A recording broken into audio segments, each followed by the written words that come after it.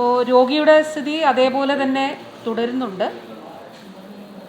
Vitals സ്റ്റേബിളാണ് എങ്കിലും ഗുരുതരാവസ്ഥയിലാണ് ഉള്ളത്.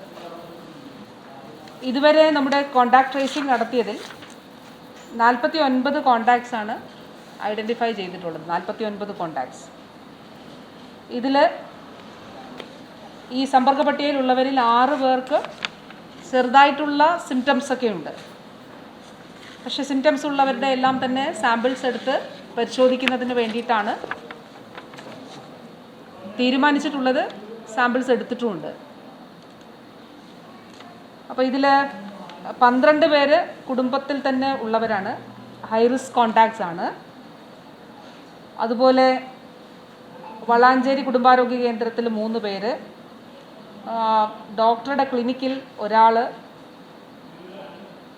പിന്നെ 2 ലാബുകളുണ്ട്, മറ്റൊരു ഫാർമസി ഉണ്ട്. ഞാനിപ്പോൾ റൂട്ട് മാപ്പ് വായിക്കുമ്പോൾ അതുകൂടി പറയാം. റൂട്ട് മാപ്പ് ഇപ്പോൾ പ്രസിദ്ധീകരിക്കുന്നു. അതുകൂടാതെ പെരിന്തൽമണ്ണ ആശുപത്രിയിൽ 25 പേർ. അപ്പോൾ ഹൈ റിസ്ക് കോണ്ടാക്ട്സ് 45 പേരുണ്ട്. ഈ 49 പേര്. ബാക്കി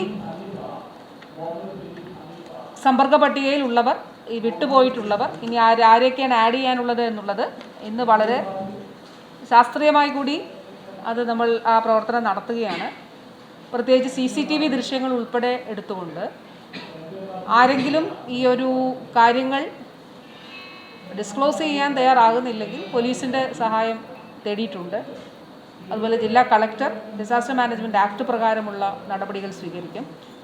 അതുപോലെ പൊതുജനാരോഗ്യ അധികാരി എന്നുള്ള നിലയിൽ DMOയ്ക്കും ആ നിയമപ്രകാരമുള്ള നടപടികൾ സ്വീകരിക്കാനായിട്ട് സാധിക്കും. ഇതിൽ 5 പേരാണ്, സിംറ്റംസ് ഉള്ള 5 പേര് മഞ്ചേരി മെഡിക്കൽ കോളേജിൽ ഐസൊലേഷനിലുണ്ട്. ഒരു ആൾ ഈ ആശുപത്രിയിലെ സ്റ്റാഫ് നഴ്സാണ്, മറ്റൊരു ജില്ലയിലാണ്, എറണാകുളം ജില്ലയിലാണ് ഉള്ളത്. അത് ഐഡൻറ്റിഫൈ ചെയ്തിരുന്നു. അവിടെ ആശുപത്രിയിലേക്ക് ഐസൊലേഷനിൽ മാറ്റുന്നതിന് വേണ്ടിയിട്ട്, ഇവരിൽ 5 പേരുള്ളത് ഐസൊലേഷനിലായിരിക്കുന്നതിന് വേണ്ടിയിട്ടാണ് മഞ്ചേരി മെഡിക്കൽ കോളേജിലുള്ളത്. അതുപോലെ എറണാകുളത്ത് ഉള്ള വ്യക്തിയും ഐസൊലേഷനിലായിരിക്കുന്നതിന് വേണ്ടിയിട്ടാണ് ആശുപത്രിയിലേക്ക് ഐസൊലേഷനിലാക്കുന്നത്. റൂട്ട് മാപ്പ് തയ്യാറാക്കിയിട്ടുണ്ട്. ചിലപ്പോൾ ഇതിൽ ഭേദഗതികൾ വരാം. കാരണം പ്രാഥമികമായി ലഭിച്ച വിവരങ്ങളുടെ അടിസ്ഥാനത്തിലാണ് ഇത് തയ്യാറാക്കിയിട്ടുള്ളത്. രോഗിയുടെ ബന്ധുക്കളുമായിട്ടും അതോടൊപ്പം തന്നെ ഹോസ്പിറ്റലുമായിട്ടും ഒക്കെ തന്നെ ആശയവിനിമയം നടത്തിയതിൻ്റെ അടിസ്ഥാനത്തിലാണ് ഈ റൂട്ട് മാപ്പ് തയ്യാറാക്കിയിട്ടുള്ളത്. 25-ാം തീയതിയാണ് പനി തുടങ്ങിയത്. 26-ാം തീയതി വളാഞ്ചേരിയിലെ വീട്ടിൽ നിന്ന് കാർ മുഖേന ഡോക്ടറുടെ ക്ലിനിക്കിൽ എത്തിയിട്ടുണ്ട്. തിരിച്ച് ഹസ്ബൻഡിൻ്റെ ബൈക്കിലാണ് വീട്ടിലെത്തിയിട്ടുള്ളത്. 27-ാം തീയതി വീട്ടിലാണ് ഉണ്ടായിരുന്നത്. 28-ാം തീയതി വീണ്ടും അവിടെ വീട്ടിൽ നിന്ന് ബൈക്കിൽ ഹസ്ബൻഡിനൊപ്പം ബ്ലോക്ക് കുടുംബാരോഗ്യ കേന്ദ്രത്തിലേക്ക് പോയിട്ടുണ്ട് വളാഞ്ചേരി. തിരിച്ച് അങ്ങനെ തന്നെ വീട്ടിൽ തിരിച്ചു പോയിട്ടുണ്ട്. 29-ാം തീയതി വീണ്ടും വീട്ടിൽ നിന്ന് അവിടെ ഒരു ലാബിൽ പരിശോധിക്കാൻ വേണ്ടി ഡോക്ടർ പറഞ്ഞു. അപ്പോൾ ആ ലാബിലൊരു സുധർമ്മ ലാബ് എന്ന് പറഞ്ഞൊരു ലാബിലാണ് അവിടെ പോയിട്ടുണ്ട്. ഡോക്ടറുടെ ക്ലിനിക്കിൽ പോയിട്ടുണ്ട്. പിറ്റേ ദിവസം 30-ാം തീയതി വീട്ടിൽ നിന്ന് ലാബിൽ പോയി വീണ്ടും പരിശോധന നടത്തിയിട്ടുണ്ട്. അതൊരു ബ്രദേഴ്സ് ലാബ് എന്ന് പറഞ്ഞൊരു ലാബിലാണ് പരിശോധിച്ചിട്ടുള്ളത്. 1-ാം തീയതി വീട്ടിൽ നിന്ന് ബൈക്കിൽ വീണ്ടും ലാബിൽ എത്തിയിട്ടുണ്ട്. നേരത്തെ പറഞ്ഞ ബ്രദേഴ്സ് ലാബ്. പിന്നെ ഡോക്ടറുടെ ക്ലിനിക്കിൽ എത്തിയിട്ടുണ്ട്. ഡോക്ടർ വിനീതയുടെ ആണ് കൺസൾട്ട് ചെയ്തിട്ടുള്ളത്. പിന്നെ അവിടെ നിന്ന് ഡോക്ടർ പറഞ്ഞതനുസരിച്ച് പെരിന്തൽമണ്ണ ആശുപത്രിയിലേക്ക് എത്തിയിട്ടുണ്ട്. അവിടെ പേവാർഡായിരുന്നു, പക്ഷേ റൂമാണ്. കാഷ്വാലിറ്റിയിൽ ഉണ്ടായിരുന്നു 10 മുതൽ 11 വരെയുള്ള സമയം. പിന്നെ റൂമിലാണ് ഉണ്ടായിരുന്നത്. റൂമിൽ നിന്ന് 2-ാം തീയതി ICUയിലേക്ക് മാറ്റിയിട്ടുണ്ട്. ഇതാണ് ഉള്ളത്. അപ്പോൾ ഈ റൂട്ട് മാപ്പ് മാധ്യമങ്ങൾക്ക് ഇപ്പോൾ തന്നെ നൽകുന്നതാണ്. ഇന്നലെ പറഞ്ഞതുപോലെ അസ്വാഭാവികമായിട്ടുള്ള ഡെത്തൊന്നും ഈ പ്രദേശങ്ങളിൽ റിപ്പോർട്ട് ചെയ്തിട്ടില്ല. ഒരു ആനിമൽ ഡെത്തിൻ്റെ കാര്യം പറഞ്ഞിരുന്നു. അത് പോസ്റ്റ്മോർട്ടം നടപടികൾ ഇപ്പോൾ നടക്കുന്നുണ്ട്. അതിനുശേഷം സാമ്പിൾ എടുത്ത് പരിശോധനയ്ക്ക് വേണ്ടിയിട്ട് ഭോപ്പാൽ ലാബിലേക്ക് ആനിമൽ ഹസ്ബൻഡറി ഡിപ്പാർട്ട്മെൻറ്റ് അയക്കുന്നുണ്ട്. ഇന്ന് തന്നെ അയക്കും. ഇത്രയും കാര്യങ്ങളാണ് പറയാനായിട്ടുള്ളത്.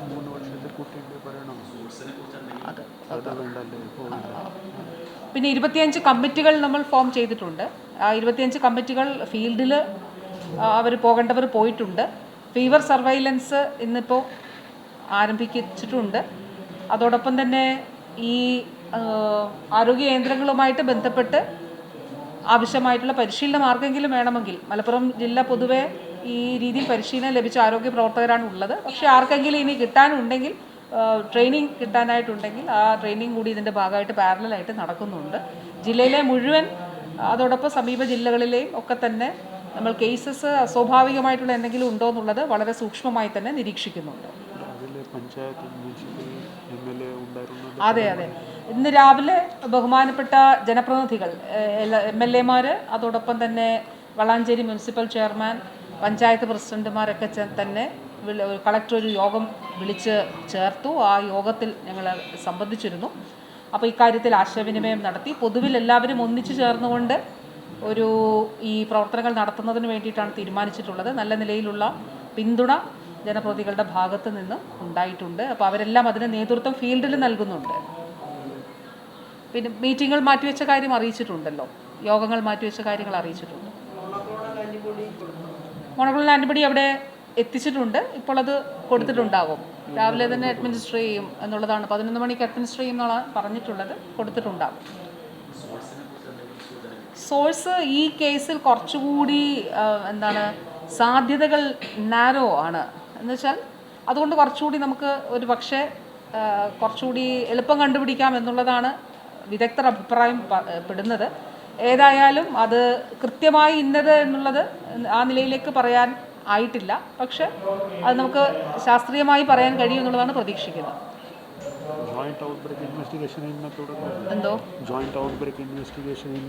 അതെ അതെ, കൂട്ടായിട്ടുള്ള ഈ outbreak investigation, joint outbreak investigation ഇന്ന് നമ്മൾ ആരംഭിക്കുന്നുണ്ട്. അപ്പോൾ അതിന് കൃത്യമായിട്ടുള്ള പരിശീലനമൊക്കെ ലഭിച്ചിട്ടുണ്ട്, നൽകിയിട്ടുണ്ട്. ആ ജോയിൻ്റ് ഔട്ട്ബ്രേക്ക് ഇൻവെസ്റ്റിഗേഷൻ കൂടി ഇന്ന് ആരംഭിക്കുന്നുണ്ട്. കുഴപ്പമില്ല, അവർക്ക് മൈൽഡ് സിംറ്റംസ് ആണ് ഉള്ളത്. പക്ഷേ ഒരു സ്വാഭാവികമായിട്ട് ഹൈ റിസ്ക് കോണ്ടാക്റ്റ് ആണ്. പിന്നെ ചെറിയ രീതിയിൽ പനിയുണ്ട്. അപ്പോൾ ഒരു ആശങ്ക ഉണ്ടാവുമല്ലോ. അപ്പോൾ ആ നിലയിൽ അവരുടെ സാമ്പിൾസ് എടുത്തിട്ടുണ്ട്. സാമ്പിൾസ് ഇപ്പോൾ പരിശോധനയ്ക്ക് ഇട്ടിട്ടുണ്ട്. അല്പസമയത്തിനകം ഉച്ച കഴിയുമ്പോഴേക്കും പരിശോധന റിസൾട്ട് വരും. അവർക്ക് മറ്റ് പ്രശ്നങ്ങളില്ല. ബന്ധുക്കളുണ്ട്, അതായത് ഇമ്മീഡിയറ്റ് റിലേറ്റീവ്സ് ഉണ്ട്. അതിന് 48 മണിക്കൂർ കഴിഞ്ഞ് റിപ്പീറ്റ് ചെയ്യും നമ്മൾ. കാരണം സാമ്പിൾസ് നെഗറ്റീവ് ആയതുകൊണ്ട് 48 മണിക്കൂർ കഴിഞ്ഞിട്ട് അത് റിപ്പീറ്റ് ചെയ്യാം, സിംറ്റംസ് കണ്ടിന്യൂ ചെയ്യുന്നുണ്ടെങ്കിൽ.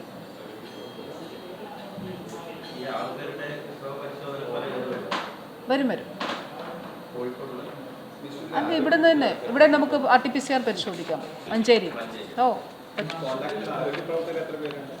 കോണ്ടാക്റ്റിൽ ആരോഗ്യ പ്രവർത്തകർ, അതായത് ആശുപത്രിയിൽ, പെരിന്തൽമണ്ണ ആശുപത്രിയിൽ 25 പേരുണ്ട്.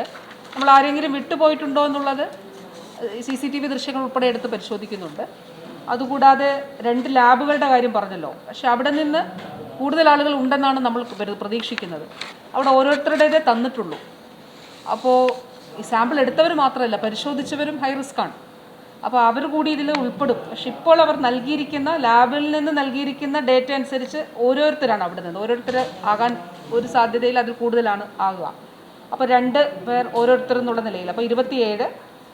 പിന്നെ അതുകൂടാതെ ഡോക്ടറുടെ അടുത്ത് പോയപ്പോൾ സ്വകാര്യ ഡോക്ടറുടെ അടുത്ത്, ലബോറാട്ടറീസിൽ ഉള്ള ഡോക്ടറുടെ അടുത്ത് പോയപ്പോൾ വളാഞ്ചേരിയിൽ 3. അപ്പോൾ ഇത്രയും പേരാണ്. വളാഞ്ചേരി കുടുംബാരോഗ്യ കേന്ദ്രത്തിൽ 3. അപ്പോൾ ഇത്രയും പേരാണ് ആരോഗ്യ പ്രവർത്തകരായിട്ടുള്ളത്. ഇതിൽ കൂടുതലാകാനാണ് സാധ്യത ഉള്ളത്. അത് ഇന്ന് കൂടി ഡേറ്റ CCTV കൂടി എടുക്കുമ്പോൾ അത് പൂർണ്ണമായിട്ട് വ്യക്തമാക്കാൻ കഴിയും. അതെ.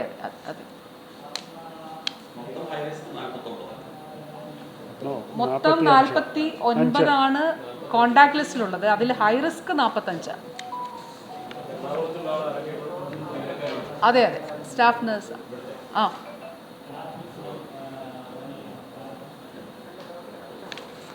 ശരി, എറണാകുളത്ത് ഐസൊലേഷൻ. അതിലൊരു കാര്യമുണ്ട്, ഈ കോണ്ടാക്ട് ലിസ്റ്റിലുള്ളവരൊക്കെ തന്നെ ഐസൊലേഷനിലായിരിക്കണം എന്നുള്ളതാണ്. രോഗിയുമായിട്ട് കോണ്ടാക്ട് ഉണ്ടായ ദിവസം മുതൽ 21 ദിവസം വരെയാണ് നമ്മൾ ആ ഒരു പീരീഡ് ഉള്ളത്.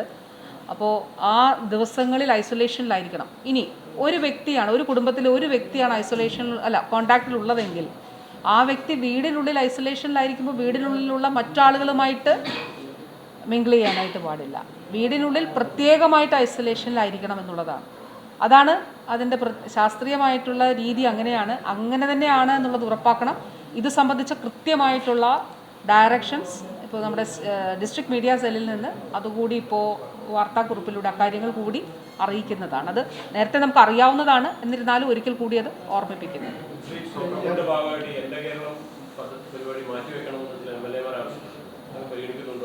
ബഹുമാനപ്പെട്ട CM-ൻ്റെ പ്രോഗ്രാം മാറ്റിയിരുന്നു.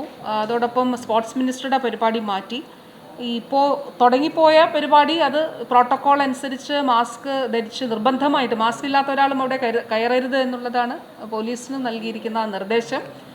അതുപോലെ സാനിറ്റൈസർ ഉപയോഗിക്കുക, സാമൂഹ്യ അകലം പാലിക്കുക, അങ്ങനെയുള്ള പ്രോട്ടോക്കോൾ പാലിച്ചുകൊണ്ട് അവിടെ ആയിരിക്കാം എന്നുള്ളതാണ് ഇപ്പോൾ കണ്ടിട്ടുള്ളത്. അങ്ങനെയാണ് എക്സ്പേർട്ട് കമ്മിറ്റിയും അങ്ങനെയാണ് തുടങ്ങിപ്പോയൊരു കാര്യം. ഇപ്പോൾ നമുക്കിനി നടക്കാനുള്ള കാര്യങ്ങൾ അത് തീർച്ചയായിട്ടും മാറ്റിവെച്ചിട്ടുണ്ട്. ബഹുമാനപ്പെട്ട മുഖ്യമന്ത്രിയുടെ നിർദ്ദേശത്തിൻ്റെ അടിസ്ഥാനത്തിൽ തന്നെ അത് മാറ്റിവെച്ചിട്ടുണ്ട്.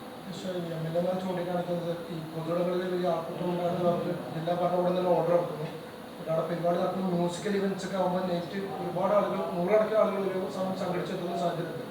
ഈ മാസ്ക് ഒക്കെ നടപ്പിലാക്കുന്നതിൽ തന്നെ പ്രായമായ ബുദ്ധിമുട്ടുണ്ട്. ഇതിന് മാസ്ക് ഉണ്ടെങ്കിൽ ആൾക്കൂട്ടം അവിടെ പാടുമോ എന്നുള്ളതാണ്. മാസ്ക് ഇല്ലാത്ത ഒരാളും അവിടെ മേളയ്ക്ക് വരാനും പാടില്ല, കഴിച്ചരുത് എന്നുള്ളതാണ് നിർദ്ദേശം നൽകിയിരിക്കുന്നത്. ബാക്കി ജില്ലാ ഭരണകൂടവും പോലീസും ചേർന്നുകൊണ്ട് ആവശ്യമായിട്ടുള്ള നിയന്ത്രണങ്ങൾ എടുക്കും എന്നുള്ളതാണ്. നമ്മൾ തുടങ്ങിപ്പോയത് ആ നിലയിൽ പോകാമെന്നുള്ളത് എക്സ്പേർട്ട് കമ്മിറ്റിയുടെ ഒപ്പീനിയനാണ്. അപ്പോൾ അതാണ് നമ്മൾ നടപ്പിലാക്കുന്നത്. നമ്മളിതൊക്കെ ടെക്നിക്കലായി തന്നെയാണ് ആ കാര്യങ്ങൾ എങ്ങനെ വേണം എന്നുള്ളത് ആലോചിച്ചിട്ടുള്ളത്. അപ്പോൾ അവരുടെ നിർദ്ദേശത്തിൻ്റെ അടിസ്ഥാനത്തിലാണ് അങ്ങനെ ചെയ്തിട്ടുള്ളത്. അപ്പോൾ വൈകുന്നേരങ്ങളിലെ പരിപാടികൾക്കും ആ നിലയിൽ ജില്ലാ ഭരണകൂടത്തിൻ്റെയും പോലീസിൻ്റെയും ഒരു ഇടപെടലും നിയന്ത്രണവും അതിൻ്റെ ഭാഗമായിട്ട് ഉണ്ടാകണം എന്നുള്ളതാണ്. കണ്ടെയ്ൻമെൻറ്റ് സോണിൽ രാവിലെ 8 മുതൽ വൈകിട്ട് 6 വരെയാണ് നമ്മൾ കടകൾ പണ്ട് ഓർക്കുന്നുണ്ടാകും, കടകളും ക്ലോസ് ചെയ്യുന്നുണ്ടായിരുന്നു. പക്ഷേ നമ്മളിപ്പോൾ കുറച്ചുകൂടി ആളുകൾക്ക് ബുദ്ധിമുട്ടുണ്ടാകാത്ത നിലയിൽ കൂട്ടം കൂടാൻ പാടില്ല. രാവിലെ 8 മുതൽ വൈകിട്ട് 6 വരെ കടകൾ ഓപ്പൺ ആയിരിക്കും. അതോടൊപ്പം അങ്കണവാടികൾ, മദ്രസകളൊക്കെ അവിടെ ഈ കണ്ടെയ്ൻമെൻറ്റ് സോണിൽ പ്രവർത്തിക്കില്ല. അപ്പോൾ അങ്ങനെയാണ് കണ്ടിട്ടുള്ളത്. ആൾക്കൂട്ടങ്ങൾ തീർച്ചയായിട്ടും ഒഴിവാക്കണം എന്നുള്ളതാണ് കണ്ടെയ്ൻമെൻറ്റ് സോണിൽ പ്രത്യേകിച്ച്.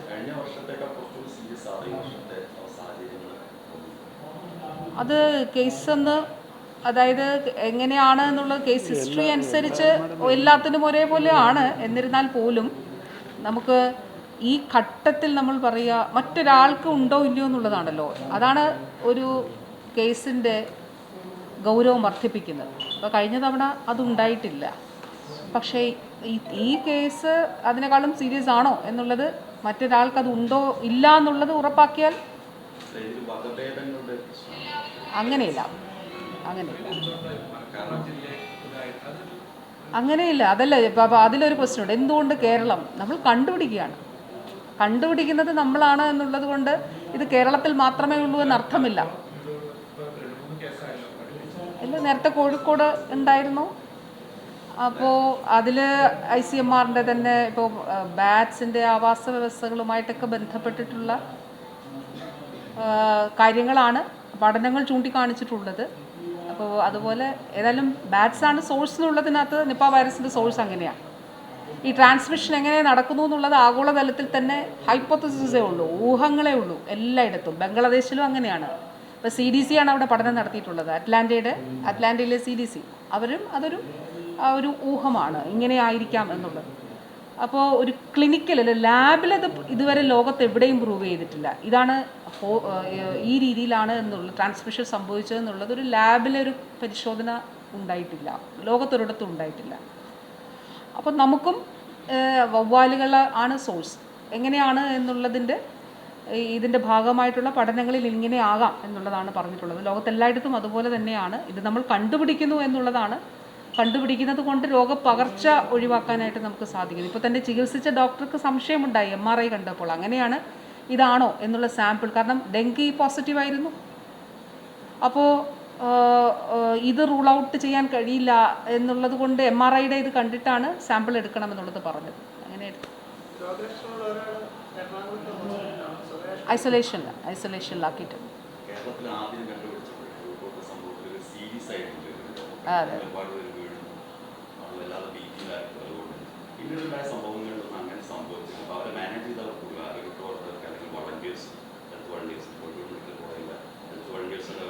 ഒന്നും അറിയാതെ മാനേജ് ചെയ്തിരുന്നു ആ കുട്ടി മരിച്ചത്. പിന്നീടുണ്ടായ സംഭവങ്ങളിലൊന്നും അങ്ങനെ ഒരു പകർച്ച 2023 2023 പകർച്ച ഉണ്ടായി. 23 കോഴിക്കോട് തന്നെ ഉണ്ടായിട്ടുണ്ട് പകർച്ച. അന്ന് 6 ഉണ്ടായിരുന്നു. പക്ഷേ നമുക്ക് പോസിറ്റീവായവരെ ട്രീറ്റ് ചെയ്ത് ഭേദമാക്കാനായിട്ട് കഴിഞ്ഞിട്ടുണ്ട്. റെംഡെസിവിറൊക്കെ നമ്മൾ പുതിയ ഗൈഡ് ലൈൻസ് ഉണ്ടായി നമ്മൾ അനുഭവത്തിൻ്റെ കൂടി പശ്ചാത്തലത്തിൽ. അപ്പോൾ പിന്നെ അതിനു മുൻപ് ഇടയ്ക്ക് എറണാകുളത്ത് കേസ് ഉണ്ടായപ്പോഴും സിംഗിൾ കേസ് ഉണ്ടായി, കോഴിക്കോട് ഒരു കേസ് ഉണ്ടായി, സിംഗിൾ കേസ് ഉണ്ടായി. പക്ഷേ 2023 ആയപ്പോഴേക്കും ഒരു സ്പ്രെഡ് ഉണ്ടായിരുന്നു. കാഷ്വാലിറ്റിയിൽ നിന്നാണ് സ്പ്രെഡ് ഉണ്ടായത്. അതിൽ സ്പ്രെഡ് സിംഗിൾ കേസസ് ആണ് ഉണ്ടായത്. അപ്പോൾ ഇത് സ്പ്രെഡ് ഉണ്ടാകാതിരിക്കുന്നതിന് വേണ്ടിയിട്ടാണ് നമ്മൾ ശ്രമിക്കുന്നത്. എല്ലാവരുടെയും പരിശോധിക്കുകയാണ് നമ്മൾ. ഇപ്പോൾ തന്നെ ഈ സിംറ്റമാറ്റിക് ആയിട്ടുള്ള മുഴുവൻ ആളുകളെയും നമ്മൾ പരിശോധിക്കും. അല്ല, 6 പേരാണ്. 5+1 6 പേരാണ് ഇപ്പോൾ സിംറ്റമാറ്റിക് ആയിട്ടുള്ളത്. അവരുടെ പരിശോധിക്കുന്നത്. സാമ്പിൾ മഞ്ചേരി തന്നെ പരിശോധിക്കും. അവിടെ തന്നെ എടുത്തിട്ടുള്ളത് അവിടെ തന്നെ പരിശോധിക്കും. എറണാകുളത്തേത് അവിടെ തന്നെ പരിശോധിക്കാനായിട്ട് കഴിയും. അല്ല, അത് കൺഫർമേറ്ററി മാത്രമേ ഉള്ളൂ. ഇത് നമുക്ക് ഇവിടെ തന്നെ പരിശോധിച്ച് പോസിറ്റീവാണോ നെഗറ്റീവാണോ എന്ന് ഉറപ്പാക്കാൻ നമുക്ക് കഴിയും. ഇല്ല, പ്രോട്ടോകോൾ പ്രകാരം വേണ്ട. സിംറ്റംസ് ഉള്ളവരാണ്. അതെ, ഐസൊലേഷനിലായിരുന്നു. കഴിഞ്ഞ ദിവസം ഒരു റിപ്പോർട്ട് വന്നെന്ന് പറഞ്ഞത് പിന്നെ കേന്ദ്ര സർക്കാരിൻ്റെ ആ കോവിഡ് മരണനിരക്കിൽ വ്യത്യാസം ഉണ്ടായിരുന്നു. പല സംസ്ഥാനങ്ങളും വളരെ കുറച്ചാണ് കോവിഡ് മരണനിരക്ക് റിപ്പോർട്ട് ചെയ്തത്. അതിന് ഏറ്റവും ആക്ച്വലായിട്ടുള്ള കണക്ക് കൊടുത്തത് കേരളം എന്നാണ് റിപ്പോർട്ട് ഉണ്ടായിരുന്നത്. അത് കേരളത്തിൻ്റെ ആരോഗ്യ നേട്ടമായിട്ട് കണക്കുന്ന റിപ്പോർട്ട് കണ്ടിരുന്നു. തീർച്ചയായിട്ടും ഇതൊരു വളരെ പ്രധാനപ്പെട്ട കാര്യമാണ്. കാരണം ലോകാരോഗ്യ സംഘടന പറഞ്ഞല്ലോ 45 ലക്ഷം പേർ രാജ്യത്ത് മരണപ്പെട്ടു എന്ന് പറഞ്ഞു. പക്ഷേ ആക്ച്വലായി അത്രയുണ്ട് എന്ന് പറഞ്ഞു. പക്ഷേ ഡേറ്റ പ്രകാരം അത്ര ഉണ്ടായിരുന്നില്ല. ഈ എക്സ്പേർട്സ് പറയുന്നത് ഒരു 1% യഥാർത്ഥത്തിലുള്ള കണക്ക്. ബാക്കിയെല്ലാം തെറ്റായിട്ടുള്ള കണക്കാണ് എന്നുള്ളതാണ്. അപ്പോൾ കേരളം എന്താണ് ചെയ്തതെന്ന് വെച്ചാൽ നമ്മൾ ഓരോ ഡെത്തും അതിനെങ്ങനെയായിരിക്കണം എന്നുള്ള ശാസ്ത്രീയമായിട്ടുള്ള ഒരു ഗൈഡ് ലൈൻ ഇഷ്യൂ ചെയ്തു. ഇപ്പോൾ വളരെ സീരിയസ് ആയിട്ടുള്ള ക്യാൻസർ ഉള്ളവർ അല്ലെങ്കിൽ മറ്റ് കാർഡിയാക് അറസ്റ്റൊക്കെ വന്ന് അതിലൊക്കെ തന്നെ എങ്ങനെ ചെയ്യണം എന്നുള്ളതിൽ നമ്മൾ ഗൈഡ് ലൈൻ ഇഷ്യൂ ചെയ്തിട്ടുള്ളത്. തീർച്ചയായിട്ടും അത് കേരളം സുതാര്യമായിട്ടാണ് ചെയ്തത് എന്നുള്ളത് കൂടിയാണ് ആ റിപ്പോർട്ട് വ്യക്തമാക്കുന്നത്. നമുക്കൊന്നും ഒളിച്ചു വെക്കാനില്ലല്ലോ. ഇതാണ് കേരളത്തിൽ ഇപ്പോൾ ഈ ഒരു നിപ്പ കേസ് വരുമ്പോഴും നമ്മുടെ സിസ്റ്റം എങ്ങനെയാണത് കണ്ടുപിടിക്കുന്നു എന്നുള്ളത്, അത് സുതാര്യമായിട്ട് പ്രവർത്തിക്കുന്നത് കൊണ്ടാണ്. അപ്പോൾ തീർച്ചയായിട്ടും അത് നമ്മുടെ പൊതുജനാരോഗ്യ സംവിധാനം അങ്ങനെയാണ്. പറഞ്ഞേക്കാം. നമ്മുടെ കേരളത്തിൽ ലൈഫ് എക്സ്പെക്റ്റൻസി അത് ഏറ്റവും കൂടുതലാണ്, നമുക്ക് എല്ലാവർക്കും അറിയാം. സോ നമ്മുടെ ഡിക്കഡൽ ഏജ് കാൽക്കുലേറ്റ് ചെയ്തിട്ട് എന്താണ് മോർട്ടാലിറ്റി ആ പഠനം നമ്മൾ ചെയ്യണം. അപ്പോൾ നോർമൽ ടൈമിൽ 70 to 80, 80 to 90, 90 to 100 വയസ്സുള്ള ആൾക്കാരിൻ്റെ മോർട്ടാലിറ്റി എങ്ങനെയാണ്, മോർബിഡിറ്റി എങ്ങനെയാണ്. ദെൻ അതിൽ ഒരു അഡീഷണൽ ലെയർ വന്നു കോവിഡിൻ്റെ ഒരു പാൻഡമിക്. ആ സമയം അതിൻ്റെ ഇമ്പാക്റ്റ് എങ്ങനെയാണ്. അപ്പോൾ ഈ എല്ലാ പഠനത്തിൻ്റെ അടിസ്ഥാനത്തിൽ നമുക്ക് മനസ്സിലാക്കാൻ സാധിക്കും ദാറ്റ് അത് ലോഞ്ചിറ്റിവിറ്റി ഉണ്ടെങ്കിലും അവിടെ ഒരു കോവിഡിൻ്റെ അത് അഡീഷണൽ വ്യാധി അത് വന്നിട്ടുണ്ടെങ്കിലും നമ്മുടെ മോർട്ടാലിറ്റി റേറ്റിൽ അതെല്ലാം ഭയങ്കരമായിട്ട് അതെല്ലാം ഒരു സ്പൈക്കൊന്നും നമ്മൾ കാണാൻ സാധിച്ചിട്ടില്ല. അതിൻ്റെ അർത്ഥം in fact we were very fairly controlling the infection even in the elderly population. അപ്പോൾ ഇതെല്ലാം പഠനത്തിൻ്റെ അടിസ്ഥാനത്തിൽ മാഡം പറഞ്ഞ പോലെ അതെല്ലാം എപ്പിഡെമോളജിസ്റ്റ് വിദഗ്ധന്മാർ അത് പഠനം ചെയ്തിട്ട് അത് പറയാൻ സാധിക്കും. So that is the very efficacious handling of the any kind of a disease or pandemic. ശരി, താങ്ക് യു.